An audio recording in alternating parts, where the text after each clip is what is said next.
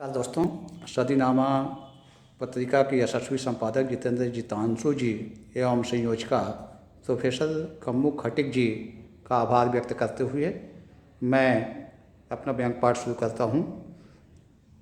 मेरी रचना का शीर्षक है मेरी आत्मव्यथा।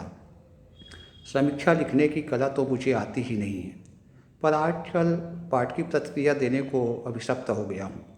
किसी की किताब पढ़ी नहीं कि मन प्रतिक्रिया देने को ललचाने लगता है। विचार आता है क्या पता इसी चक्कर में कुछ अच्छा लिख जाऊं और अंधे के हाथ बटेर लगने का मेरा स्वप्न साकार हो जाए। मेरी लिखी प्रतिक्रियाओं को पाठक पुस्तक समीक्षा समझते हैं। उनकी खुशी में ही मेरी खुशी है। जोश में होश होकर अब मैं भी अपनी प्रतिक्रियाओं को समीक्षा समझने लगा हूँ। मैंने जिसकी भी किताब की समीक्षा एक बार लिखी, उनकी हिम्मत मुझे दोबारा किताब भेजने की नहीं हुई। यही मेरी समीक्षा लेखन का प्रतिफल और प्रसाद है। पर मैं उन लेखकों का क्या कहूँ जिनका पाला आज तक एक बार भी मुझसे नहीं पड़ा है। वे तो मुझे कुख्यात समीक्षक ही समझते हैं। उनको लगता है कि मैं दिन दहाड़े किसी भी किताब की समीक्षा लिख सकता हूँ, ये तो सही है, पर दिन दहाड़े लिखने की मेरी हिम्मत नहीं है।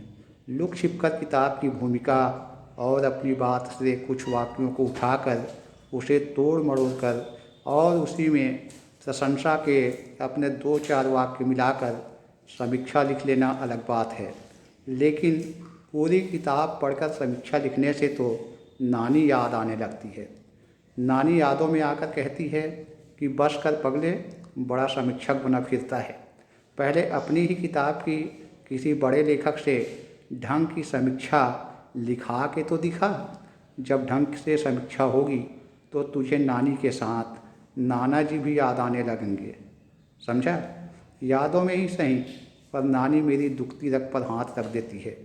जो भी हो, समीक्षक के रूप में मेरा विज्ञापन तो हो ही चुका है और आत्ममुग्ध होकर मैं धड़ल्ले से समीक्षा लिखे जा रहा हूँ। पता नहीं क्यों किसी परिचित और महिला लेखकों के किताबों पर लिखते समय मेरे मन में बहुत अच्छे अच्छे विचार सूझते हैं और प्रशंसा में कसीदे गढ़ने की मेरी बुद्धि एकदम सक्रिय हो जाती है।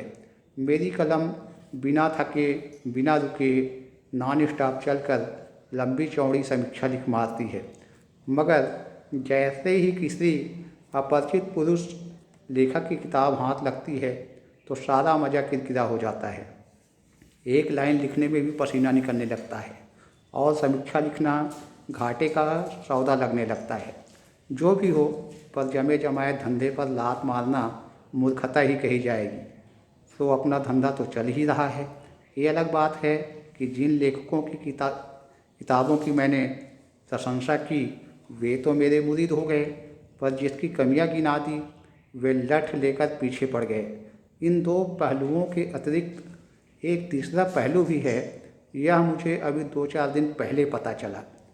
हुआ कुछ यूँ कि मैं अपने शहर के चौक से पैदल गुजर रहा था कि पीछे से किसी की आवाज़ आई, ओए समीक्षक जी, एक लेखक को पीछे लगे देखकर क्यों सरपट भागे जा रहे हैं। मैं लौट कर देखा, कोई अपरिचित था। वह नज़दीक आकर बोला, अभी के अभी फटाफट हमारे लिए एक समीक्षा लिख मारिए। मैंने पूछा, पर आपकी किताब कहाँ है?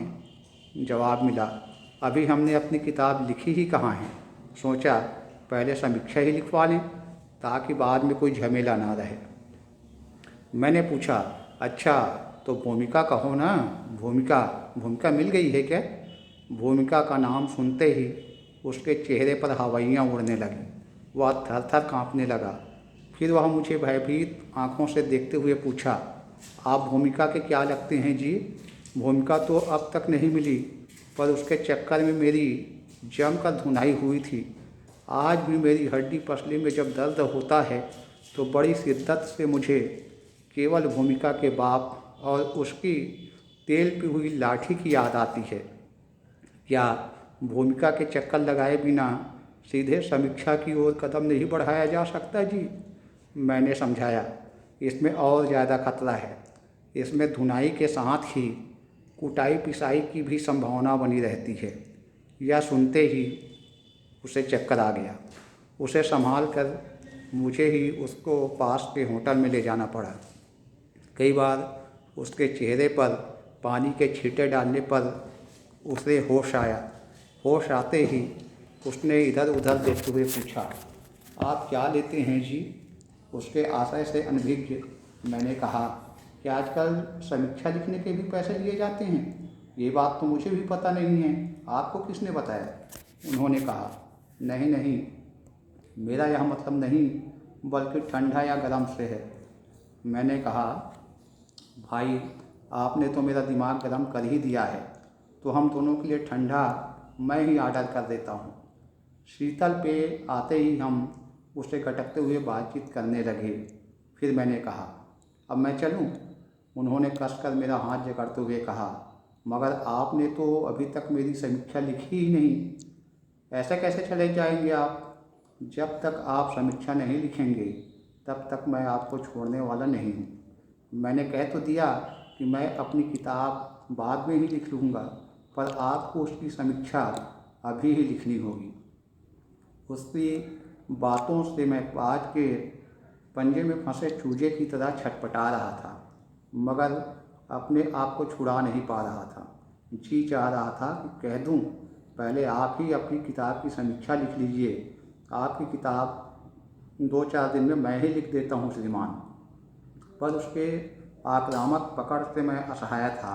मुझ जैसे अघोषित समीक्षक तो सोच भी नहीं पाया था कि समीक्षा लिखने के चक्कर में ऐसे भी दुर्दिन देखने पड़ते हैं, सरेराह ऐसी भी दुर्गति होती है। बहुत मुश्किल से उसे समझा बुझा कर मैं उससे अपना हाथ छुड़ाने में सफल हो पाया।